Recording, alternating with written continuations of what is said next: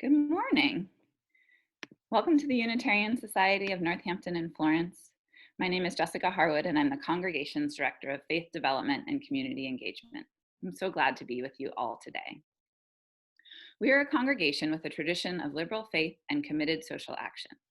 We uphold the principles and values of our Unitarian Universalist Association of Congregations, and we strive to be a community where all are welcomed and included, without regard to age, race, or background, sexual orientation, gender identity, or abilities. If you are new this morning and would like to be on our mailing list so you can find out about weekly events, community support that we're offering, and get all the Zoom links, please feel free to fill out our virtual visitor card, which I'm putting into the chat. So I just put a whole bunch of different things into the chat for you. And as we mentioned, people who are having trouble with connectivity on Zoom, you can try going to our YouTube station, and that should be a smoother connection. So there's other resources right now in the chat for you, just for future reference. So some things that are coming up this week that we wanted to let you know about. On Friday, May 22nd, Sam Simons, Nancy and Jane's son, is doing a viewing of his film Smoke of the Sea with a question and answer afterwards. We'll be offering a community talent show on Saturday, May 23rd. And over the summer, we're planning to offer a School of Wizardry UU summer program on Zoom. So you can find out more on our website or Facebook pages, as well as learning more about our USNF Cares Network to help people who might need help with groceries or other errands. Today, after the service, we invite you to stay for social hour, where we'll put you in a small group for conversation. The 4th through 8th graders will be meeting at 11:15. Parents and caregivers are invited to connect at 11:30, and the coming of age class will be meeting at 4 with the youth group. These links have been emailed earlier this week, and feel free to email me if you have questions. As far as Zoom goes, we recommend that you click on the top right of your screen for speaker view so that you can see the speaker as big as you need to. And for the chat, we'll invite you to use it during our community greeting today. And also, if you'd like to turn your video on during that time, you can. Otherwise, to help make sure that the connection is smooth, we ask that you turn off your video during the service. You may find that one of our Zoom helpers turns your video off for you. So there are 2 Zoom helpers. One of them is my brother, and he's renamed himself Seth Tech Help. So you can email him directly if you're having any problems with Zoom or technology today. Today's service includes contributions and a reflection from Lynne Wanamaker. We also have the pleasure of displaying beautiful photos of resilience that you've all shared with me over the week. And we will now begin our service.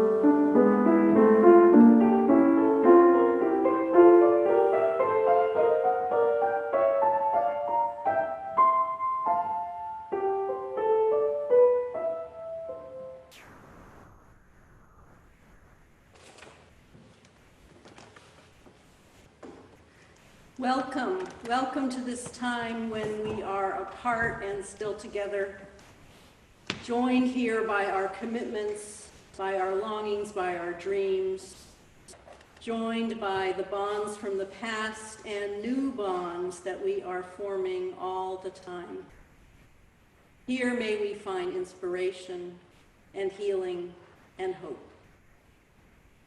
And now Kathie Bredin, who is serving her next to last day as president of the congregation, will lead us in our chalice lighting.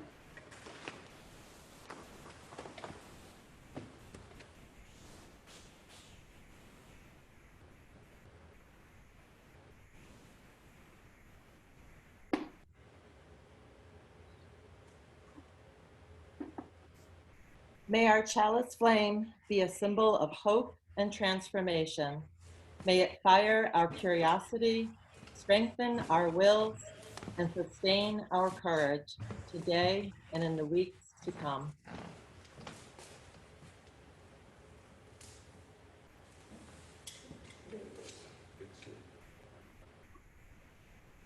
Go ahead, Kath. Go ahead.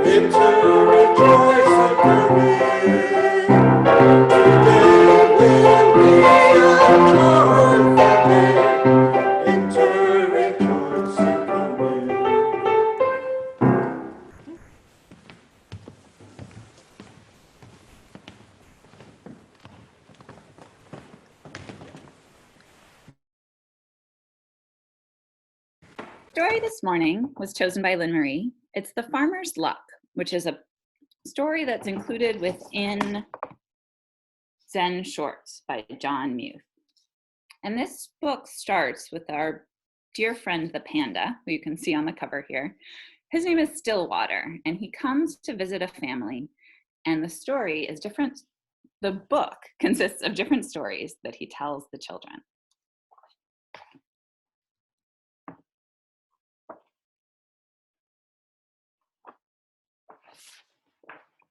The next day, Michael went to see Stillwater.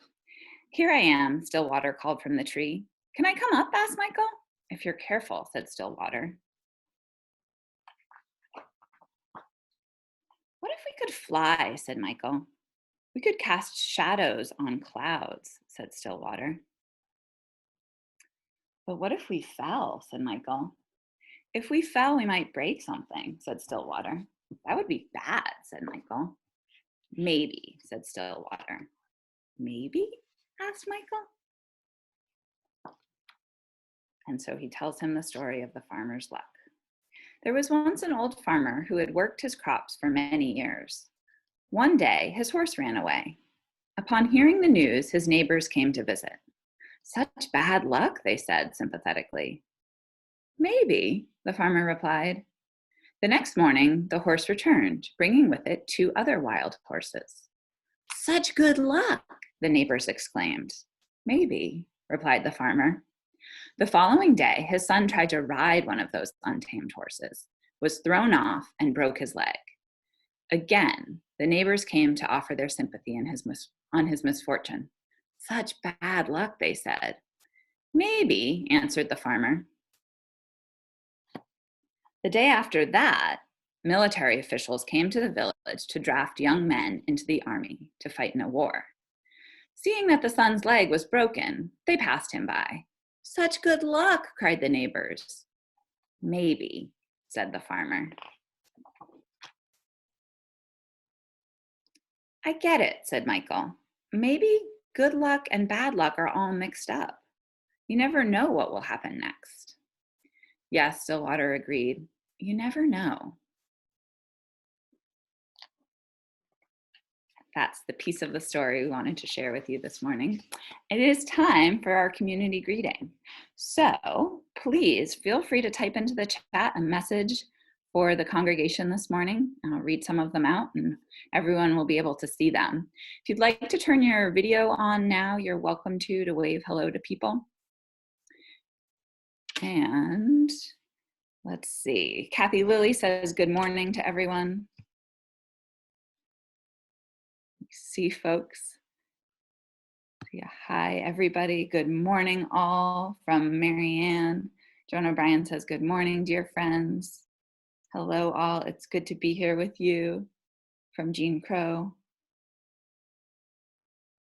Naomi said she loved the story. Thank you. Today's commencement day at Smith and elsewhere. Congratulations to all the students that are graduating today, all the people's children and grandchildren and nephews and nieces that are graduating today. Lori Loisel says, looking at all the squares feels like beloved community. Good morning, friends from Wallyropolis, from Paula and Wally.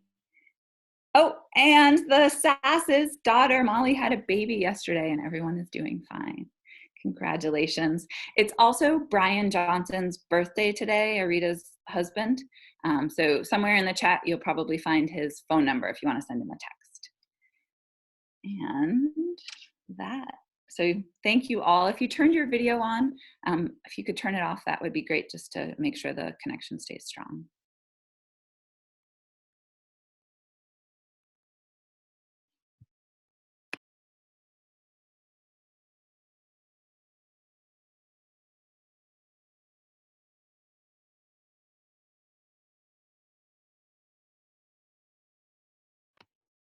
Janet, you're muted.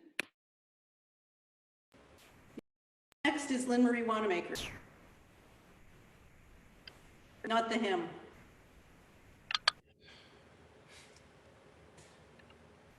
Nothing is perfect. I'm having. Good morning.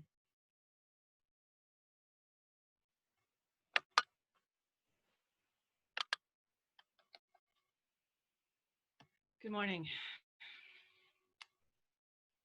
In mid-March, I was working 12-hour days online from my bedroom in my job as manager of a human service agency that serves some of the most vulnerable people in our community. In the absence of a clear government guidance, my team was working without precedent to move our staff to remote work and to protect the people we serve. When Janet asked me if I'd like to speak about resilience, I said yes. But my yes was more like a yeah, sure, okay, whatever. I didn't actually remember what resilience was. I wasn't sure that I had any. I was numb, overwhelmed, exhausted, and on autopilot. I spent all day on 3 devices simultaneously, completely awash with stress and terror. Then I ate whatever my sweet family cooked for me, went to bed, and got up and did it again. But eventually I remembered that not only have I studied trauma, stress, and resilience, I've been humbled, inspired, and personally supported by the things that I've learned. Understanding how humans prepare for and cope with seemingly unmanageable stressors has helped me commit to the things that nurture my own resilience. I hope that this will be true for you as well. The American Psychological Association defines resilience as the process of adapting well in the face of adversity, trauma, tragedy, threats, and even significant sources of stress. It's the ability to bounce back or even grow beyond where you began after tragedy or trauma. The Harvard psychologist George Valent describes resilient people as a twig with a fresh green living core. When twisted out of shape, such a twig bends, but it does not break. Instead, it springs back and continues growing. The psychologist Barbara Fredrickson defines resilience as emotional agility. Fredrickson developed a theory of resilience. She suggests that positive emotions arise when we believe that we are safe and satiated, free from harm and bodily need. When we experience positive emotions, we play, explore, and enjoy. And in the process, we build what she calls durable assets that we can draw on for coping in harder times. The conditions we're living under now are the exact opposite of feeling safe, satiated, or free from harm and need. We are living through a collective trauma. And although this epidemic is having a disproportionate impact on people with marginalized identities, people of all levels of privilege are experiencing fear and privation, harm and need. All of us. This is the rainy day we've been saving for. The time when we need to make withdrawals from that bank of durable assets we've built during better times. This is the time when we need most to lean into what helps humans to heal from trauma. The trouble is, we know that the single most powerful healing force in recovering from trauma is loving human connection. Humans are literally hardwired for connection. We have neurons in our brains that mirror other people's emotional states. Holding someone's hand has been shown to reduce the intensity of physical pain. When we are suffering the kind of pain, loss, uncertainty, anger, and confusion that we are right now, our animal bodies drive us towards one another. So how do we lean into the thing that most supports our resilience and recovery when the trauma is still happening and when we are prohibited from being together? This is the question that reminded me of one of my favorite books from social work school, Resilience, The Science of Mastering Life's Greatest Challenges, 10 Key Ways to Weather and Bounce Back from Stress and Trauma, by psychiatrists Stephen Southwick and Dennis Charney. If you're interested in learning more about the science and the stories, I encourage you to order it from one of our local bookstores for your pandemic reading. What I remembered from this book was a story of the TAP code created by US prisoners of war captured in Korea and later used by those captured in Vietnam.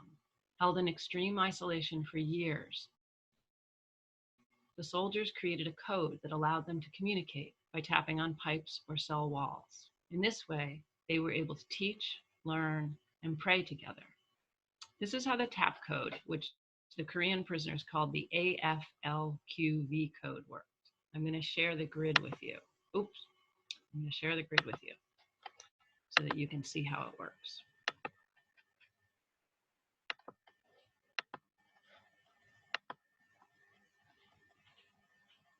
To send a letter, you would tap to indicate the row, then pause briefly and tap again to indicate the column. To tap the letter H, which is in the second row and the third column, you would tap twice, pause, then tap 3 times. Because it's a 5x5 matrix, there's no K. You would indicate K by tapping 2 Cs.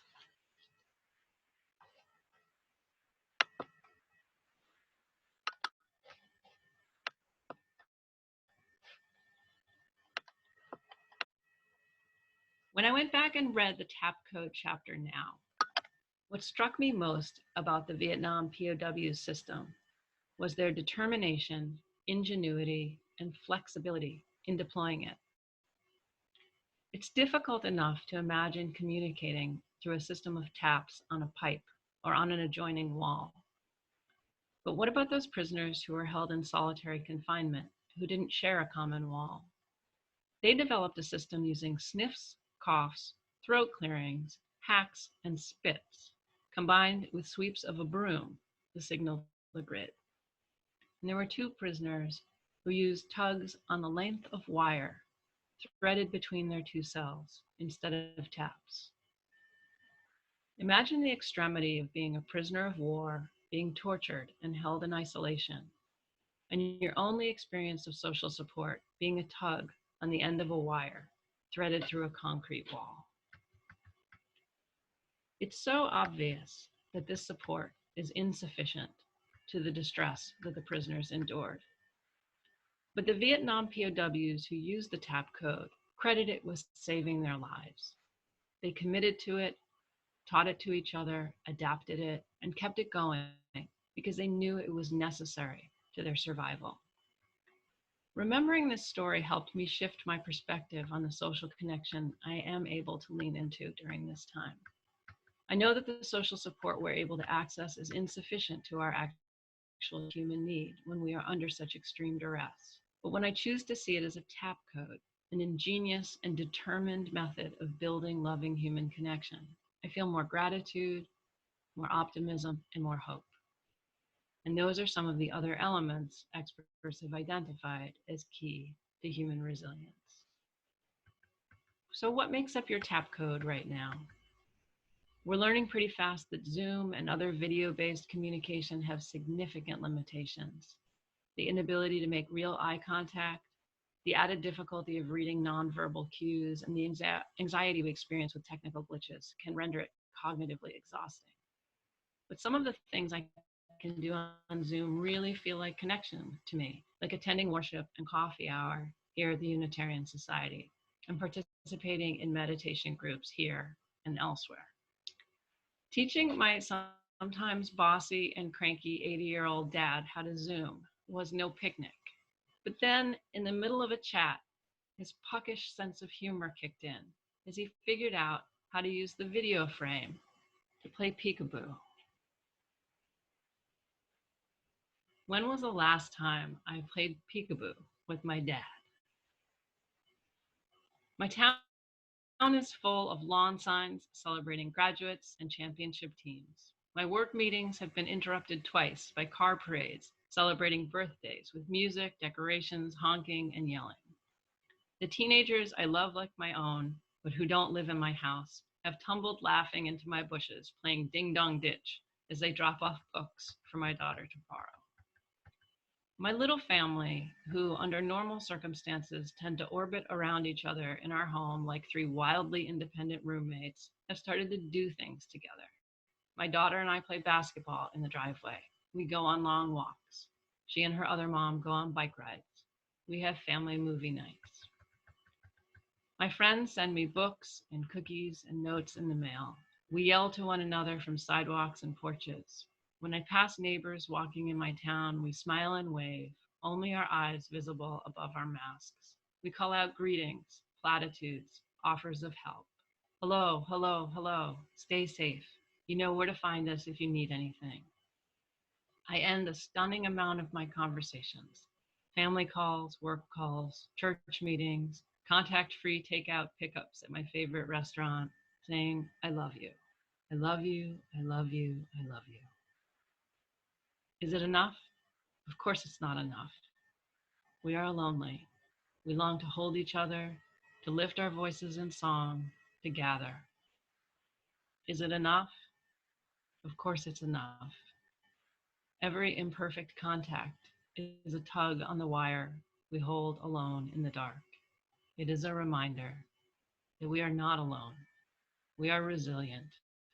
We are in this together, and we will be together again.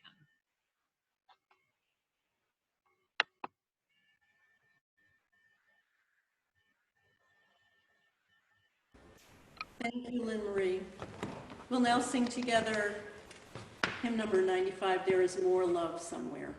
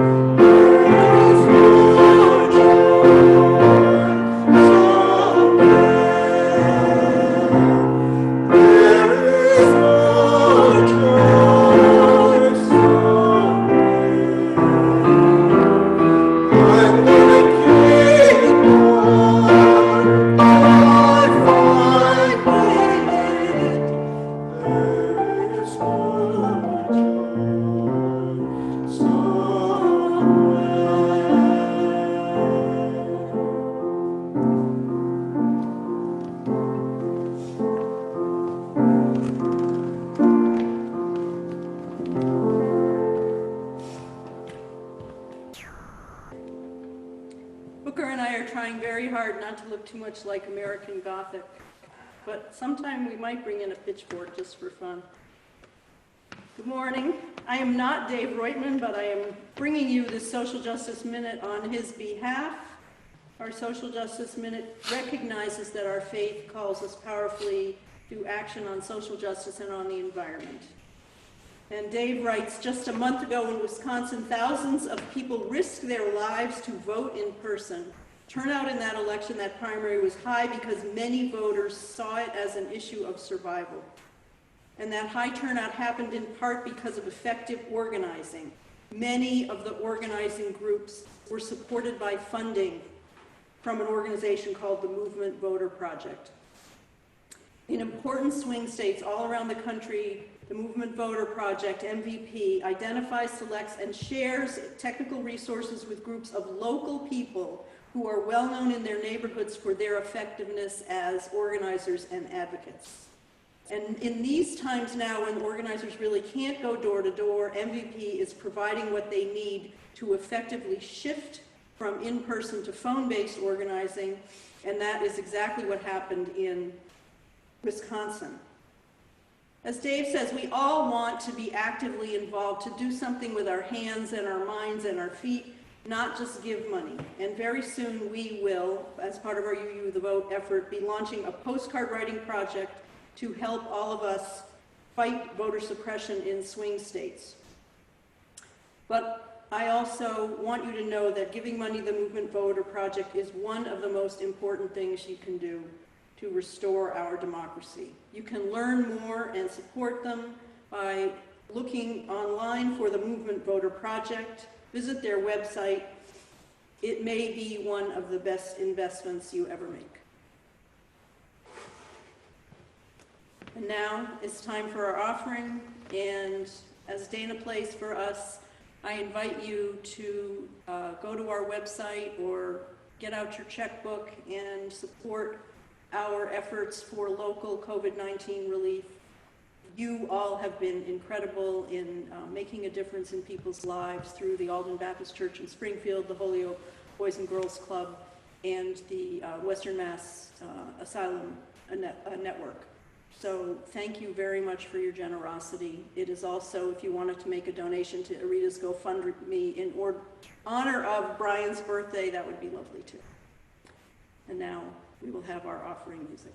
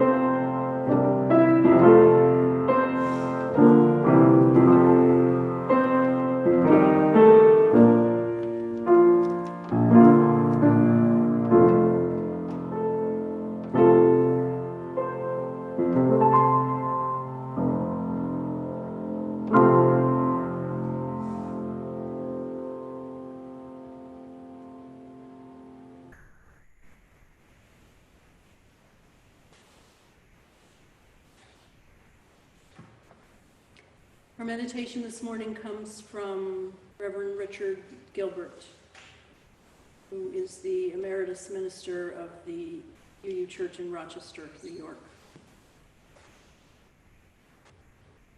We are in need of strength and courage. Our road is filled with rocks, with boulders strewn. We are in need of comfort and encouragement, of cheerleading when we see what needs to be done for others, for the earth, for those we love. As we sit here now, let us know that the spirit of encouragement, comfort, and love is within ourselves, within this congregation. We are the instruments of the good that abounds. May we feel that spirit and carry it with us. Let's take just a moment together in silence.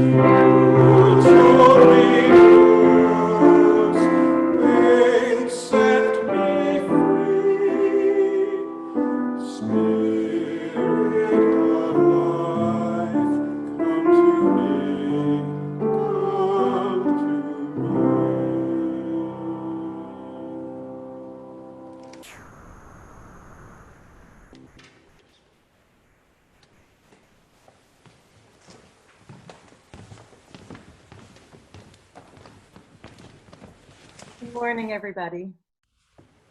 Kathie, you're muted.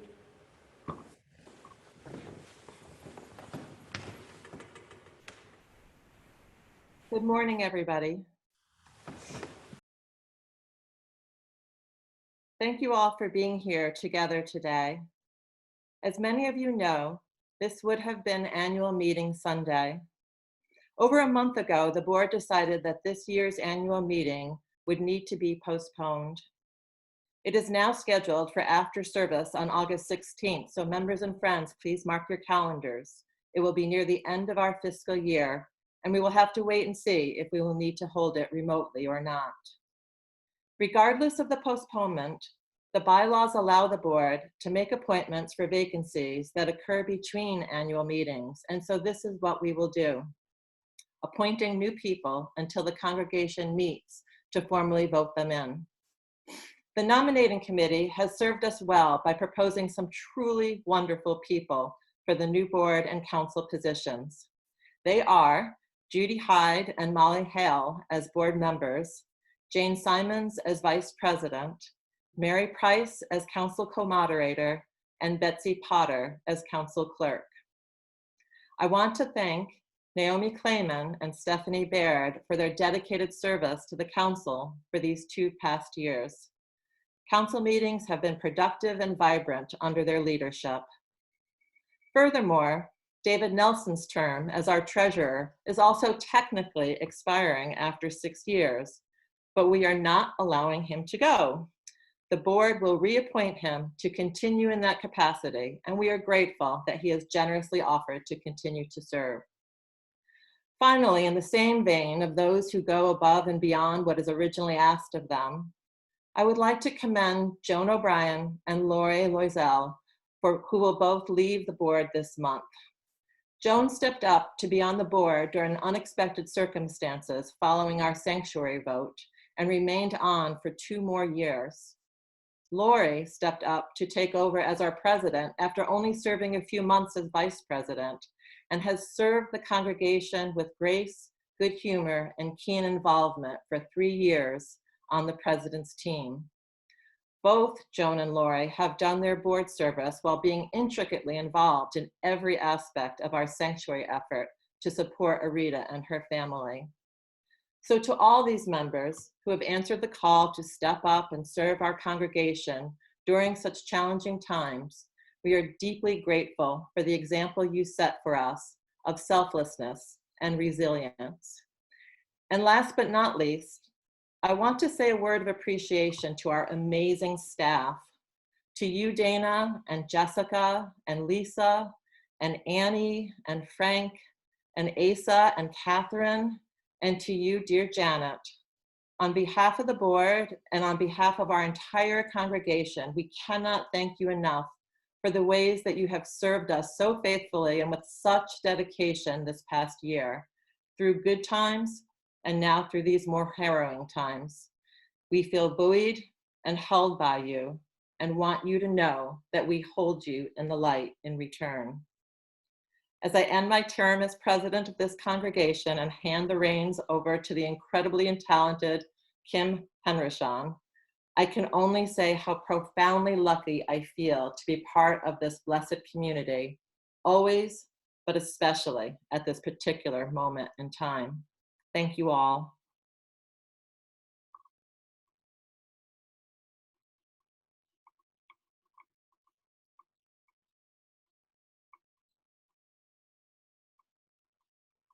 Okay.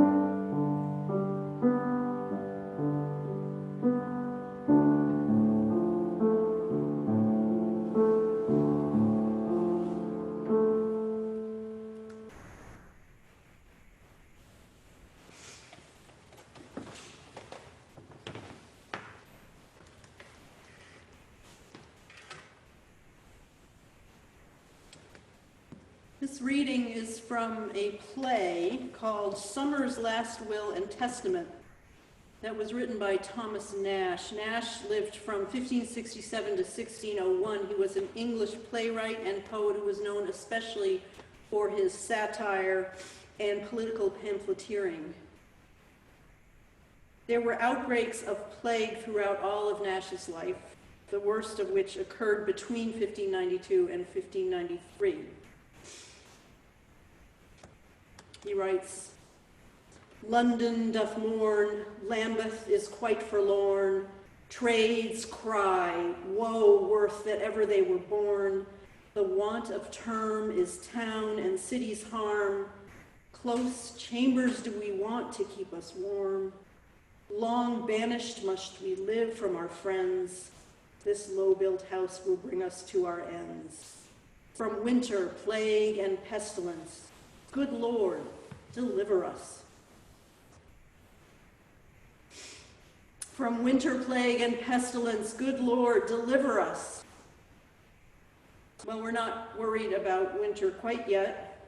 We're actually looking forward to summer, the first taste of which we had for a moment on Saturday, or Friday rather. We're also worried about what's to come. I didn't discover whether the writer Thomas Nash died of plague or not. He was only 34 when he died. But his lament really hit me as reminding me of where we are today.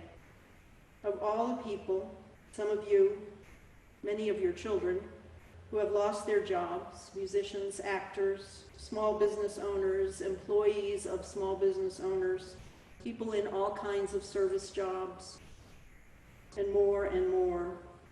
Trades cry, the want of term is town and city's harm, and of course we are forced to be apart.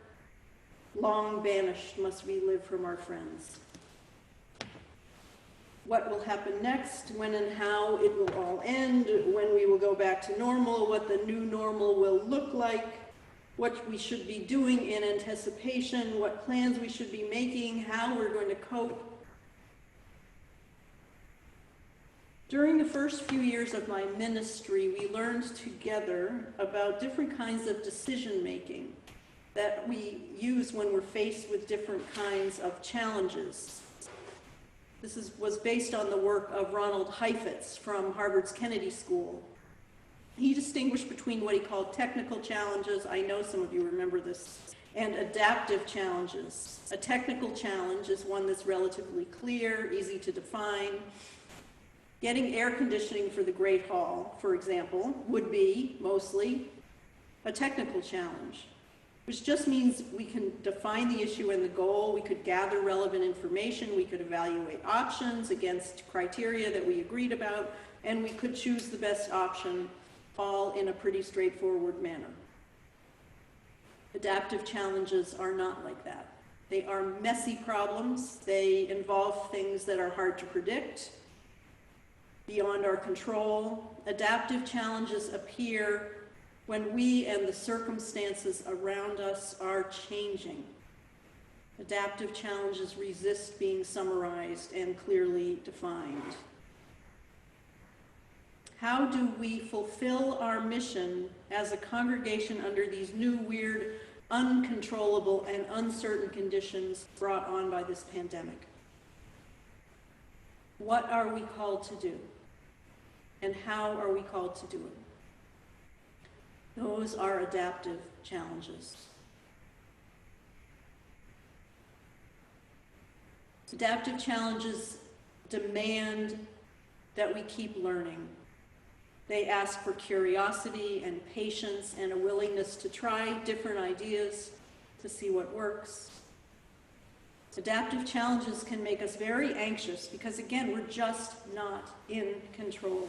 And at a recent meeting just this past week, our incoming president, Kim Henrichon, noted that this is an especially hard time for people who are organizers and planners.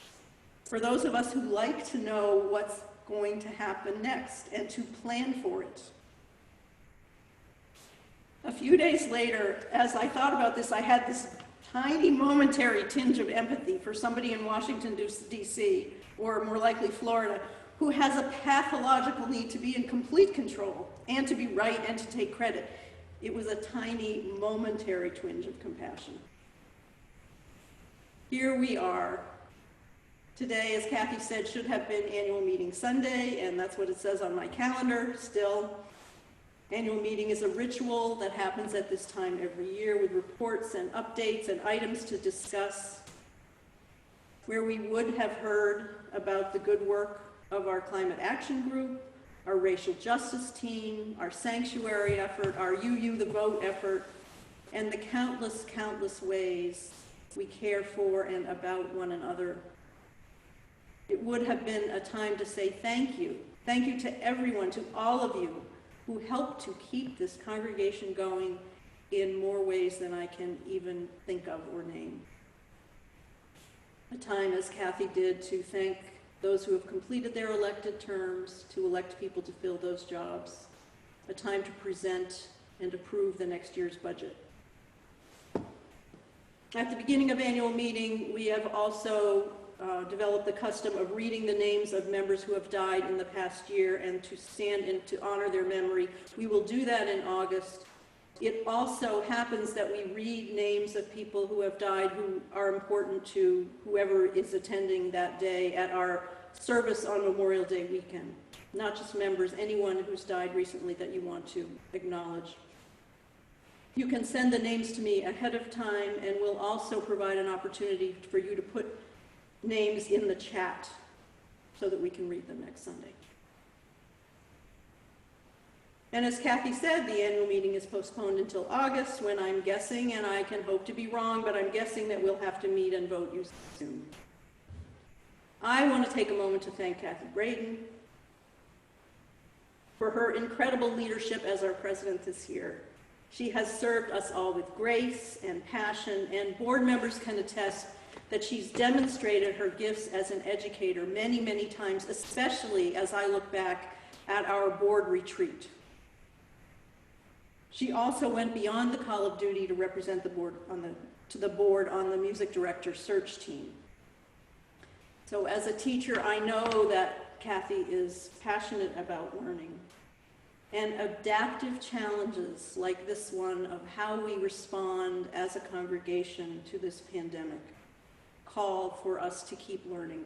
They call for us to learn from one another, to keep the questions open, to be willing to make mistakes, to let the mistakes go by when we make them, and to try again.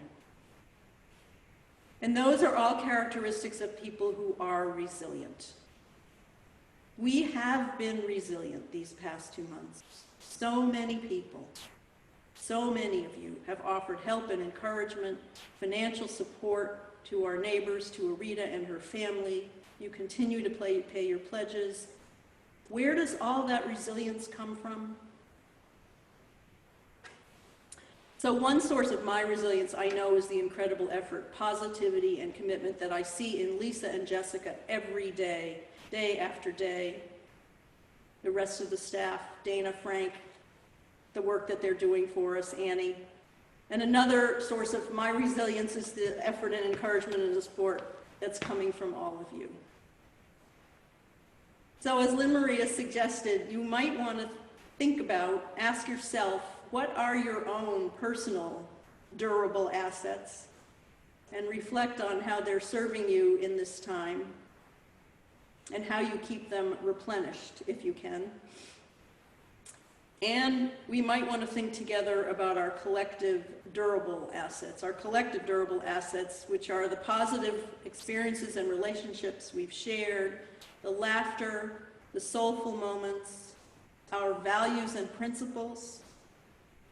And I would include storms that we have weathered and tough decisions we've made together, not without conflict, not without struggles, but ultimately with goodwill and faith in one another. We know now that we have a long, long way to go. We will continue to do those things that are keeping us strong. We plan to meet every Sunday this summer in services led by members of the congregation. It's almost certain that those services will be online.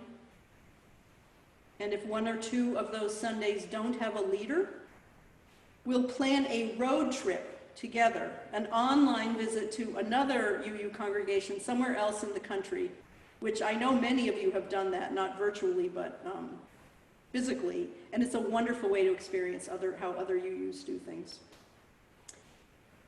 On June 28th, we're going to invite everyone to attend the UUA's General Assembly worship together on Zoom. It was going to be in Providence. It's now going to be on Zoom. And then we'll meet back here for social hour and conversation. We will go on. Dick Gilbert wrote, "Let us know that the spirit of encouragement, comfort, and love is within ourselves, within this congregation. Let us know that we are the instruments of the good that abounds." We are the instruments of the good that abounds. Good abounds. We are here sharing our resilience for and with one another.